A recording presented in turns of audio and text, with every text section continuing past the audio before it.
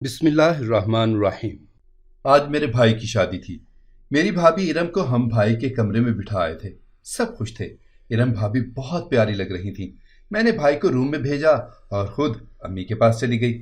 میں امی کے پاس بیٹھی تھی کہ مجھے بھائی کے کمرے سے چیخنے کی آوازیں آنے لگی۔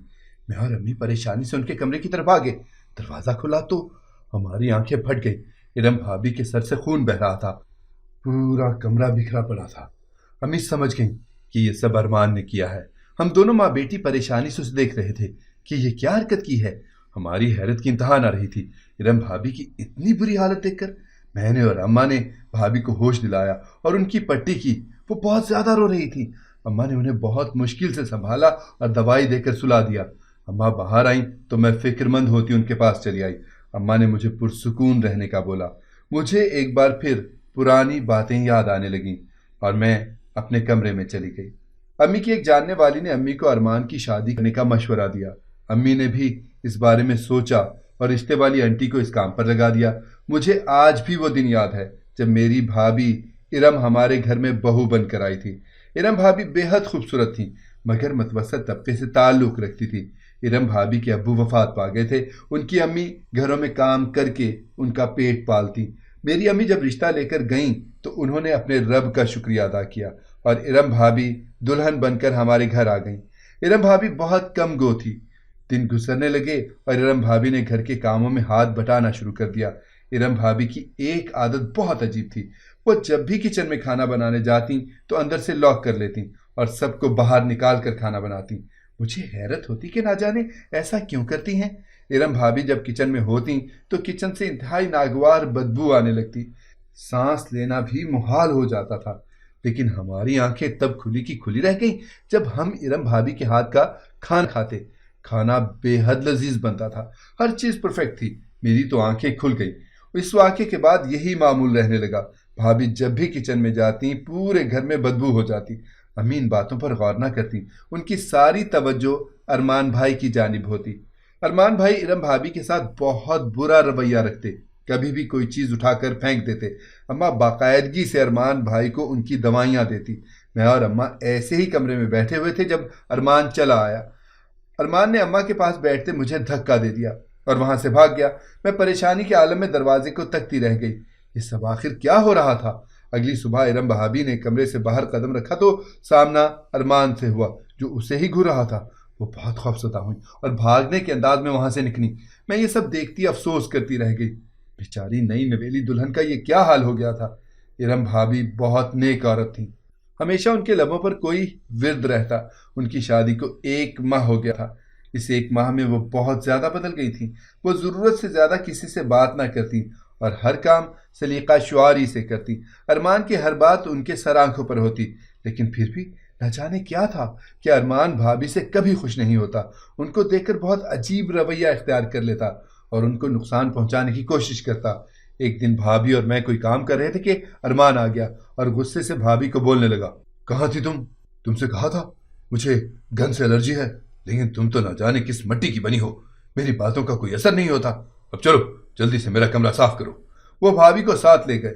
مجھے بھابھی پر بھی حیرت ہوتی، کیسے وہ برداشت کر لیتی ہیں اتنی تسلیم۔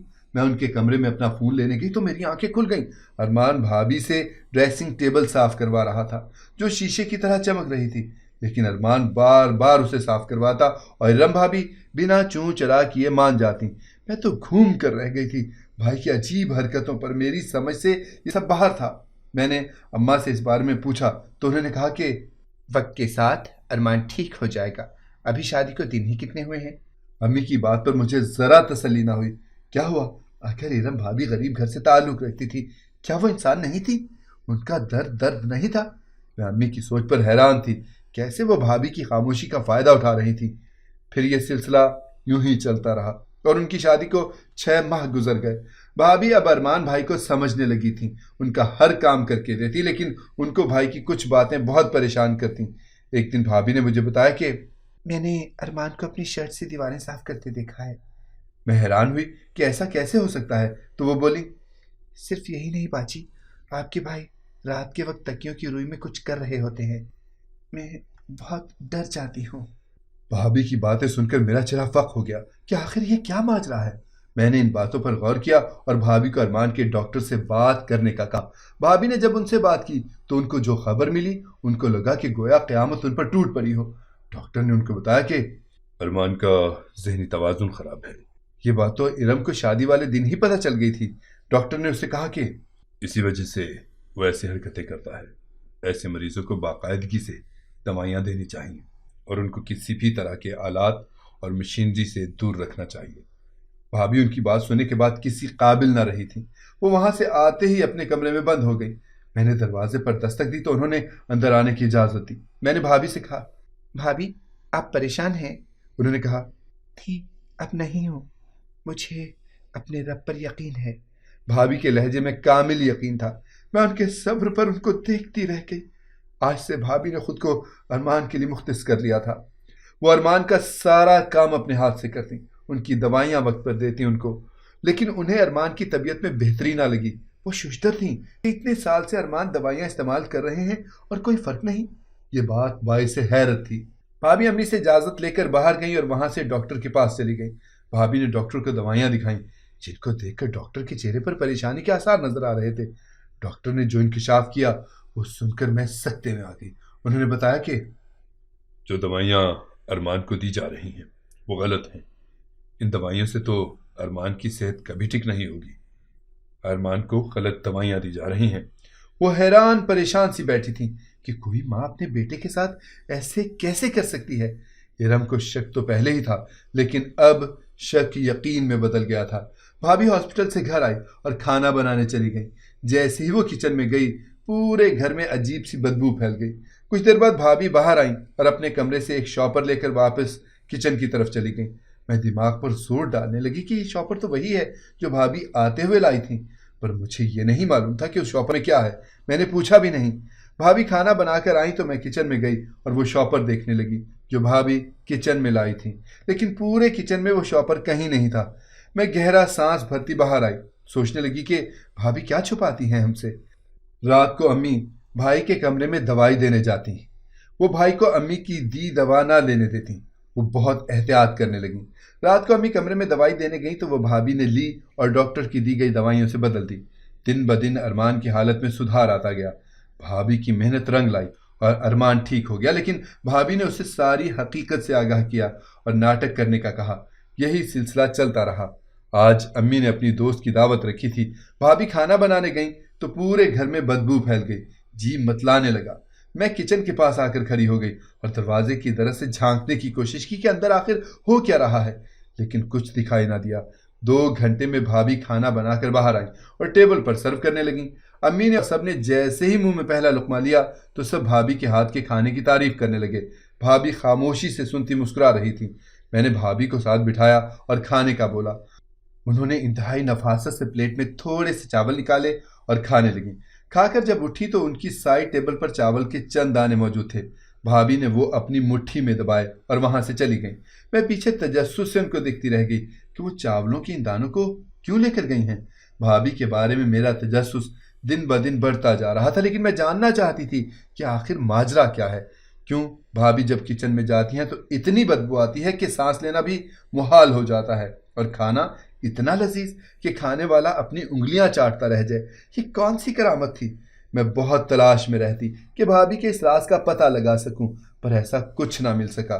بھابھی کی روٹین وہی تھی۔ وہ کھانا بنانے کا کام شوق سے کرتی اور کھانا بھی انتہائی لذیذ بناتی۔ امی نے 1-2 بار ان سے پوچھا، یہ نگوار سی بدبو کس چیز کی ہے؟ تمہارے کچن میں جاتے ہی کیوں آتی ہے؟ تو بھابھی نے کہا، امی ایسا صرف آپ کو محسوس ہوا ہے، ورنہ ایسا کچھ نہیں، یہ صرف آپ کا فہم ہے۔ مجھے بھابھی کے جھوٹ بولنے پر غصہ آیا کہ آخر ایسی کیا وجہ ہے جو وہ چھپا رہی ہیں۔ میں نے ان سے پوچھنے کی کوشش کی تھی باتوں باتوں میں، مگر ان کا وہی ٹکاسا جواب، آپ کا وہم ہے۔ میں بھی خاموش ہو گئی، لیکن یہ بات ہی دماغ میں سوار رہتی کہ بھابھی کے کچن میں بند رہنے کا کیا راز ہے، کیا راز ہے اس بدبو کے پیچھے۔ میں نے اس بارے میں بہت دماغ لڑایا، بہت سوچا کہ بھابھی کیا کرتی ہیں کچن میں، لیکن کوئی سرا ہاتھ نہ لگا۔ میری طبیعت پر اس کے منفی اثرات مرتب ہونے لگے۔ مجھے کچھ کھٹکنے لگا۔ میں نے کچھ سوچ کر کچن کا رخ کیا اور بھابھی کے آنے سے پہلے کیبنٹ میں جا کر چھپ کر سوراخ سے باہر دیکھنے لگی۔ تھوڑی دیر بعد بھابھی آئی اور کھانا بنانے لگی۔ بھابھی نے کھانا بنایا، لیکن اس کے بعد جو منظر میری آنکھوں نے دیکھا، میرے تو ہوش اڑ گئے، آنکھیں پھٹی کی پھٹی رہ گئیں۔ میں نے دیکھا کہ بھابھی نے ایک کونے والا کیبنٹ کھولا ہے اور اس میں موجود خفیہ راستے سے بہت سے بچے بوسیدہ حالت پھٹے پرانے کپڑوں میں، جن کی بدبو بے تحاشا تھی، کچن میں آ گئے ہیں۔ ان کی تعداد تقریباً 3 تھی، وہ 2 لڑکیاں اور ایک لڑکا تھا۔ تینوں کی حالت فقیروں جیسی تھی۔ میری بھابھی نے ان بچوں کو خوب پیار کیا اور ان کے آگے دسترخوان بچھایا۔ سب بچوں کو بھابھی نے پیٹ بھر کے کھانا کھلایا اور کچھ شاپر میں باندھ کر دے دیا۔ میں حیرت زدہ سی یہ سارا منظر اپنی آنکھوں کے سامنے دیکھ رہی تھی۔ بھابھی نے اسی راستے سے ان بچوں کو باہر نکالا جہاں سے وہ آئے تھے۔ بچوں کے جانے کے بعد میں کیبنٹ سے باہر نکل کر بھابھی کے سامنے چلی آئی۔ بھابھی مجھے دیکھ کر ڈر گئی۔ انہیں اندازہ ہوا کہ میں ان کا راز جان چکی ہوں۔ میں نے ان سے کوئی بات نہ کی اور کچن سے جانے لگی۔ ارم بھابھی میرے پیروں میں پڑ گئیں اور ایک ہی گردان کرنے لگیں، باجی اماں کو نہ بتانا پلیز۔ میں نے ان کو کھڑا کیا اور بولا، آپ یہ کام چھپ کر کیوں کرتی تھی؟ کیا ایسی وجہ تھی کہ آپ نے یہ خفیہ راستہ چنا؟ انہوں نے مجھے بتانا شروع کیا۔ میں جہاں رہتی تھی وہاں میرے گھر کے ساتھ جھگیوں میں یہ 3 بچے رہتے تھے جن کے ماں باپ مر چکے تھے۔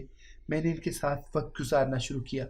یہ بچے بہت معصوم ہیں، لیکن ہمارے پاس اتنی رقم نہ ہوتی کہ ان کو ایک ٹائم کا کھانا کھلا پاتے۔ میں نے شادی کے بعد میں نے دیکھا کہ ہمارے گھر میں رزق کی بہت بے قدری ہوتی ہے۔ بہت سا کھانا روز کی بنیاد پر ضائع ہوتا ہے۔ ایک بار ہمت کر کے میں نے ان بچوں کو اماں کے پاس بھیجا کہ شاید وہ ارمان کی وجہ سے ہی ان بچوں کی کچھ مدد کر دیں، لیکن انہوں نے ان بچوں کو بری طرح سے دھتکار دیا، دھکے دے کر گھر سے نکالا۔ جس بچے کو اماں نے دھکا دیا وہ بچہ پچھلے 6 سال سے کینسر کا مریض ہے، تو بہنوں کا بھائی ہے، ہر روز نہ جانے کتنی تکلیف برداشت کرتا ہے۔ میں بس کسی طرح ان کی مدد کرنا چاہتی تھی، میں بہت مجبور تھی۔ تب جا کر میں نے یہ ترکیب سوچی اور بچوں کو کھانا کھلانے لگی۔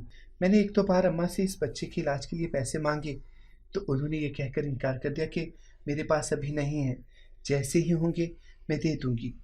یہی راستہ مجھے ٹھیک لگا۔ وہ بچہ بہت تکلیف میں تھا باجی۔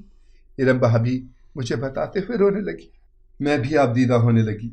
مجھے اپنی امی کی بے حسی پر جی بھر کے غصہ آیا کہ کیسے وہ کسی معصوم کے ساتھ اس قدر ظلم کر سکتی ہیں۔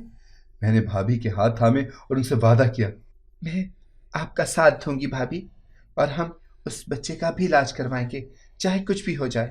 رزق رب کی بہترین نعمت ہے جس کا ضیاع رب کو ناپسند ہے۔ اگر آپ اتنی وسعت رکھتے ہیں کسی کی مدد کر سکیں تو ضرور کریں۔ ہو سکتا ہے کہ آپ کی تھوڑی سی مدد سے کسی کی زندگی بچ جائے اور اللہ آپ پہ اپنی کرم نوازیوں کے دروازے وا کر دے۔ اگر آپ کو ہماری کہانی پسند آئی ہے تو اسے لائک کریں، شیئر کریں اور ہمارے چینل کو سبسکرائب کریں۔ اگلی کہانی تک کے لیے اجازت دیجیے۔ اللہ حافظ۔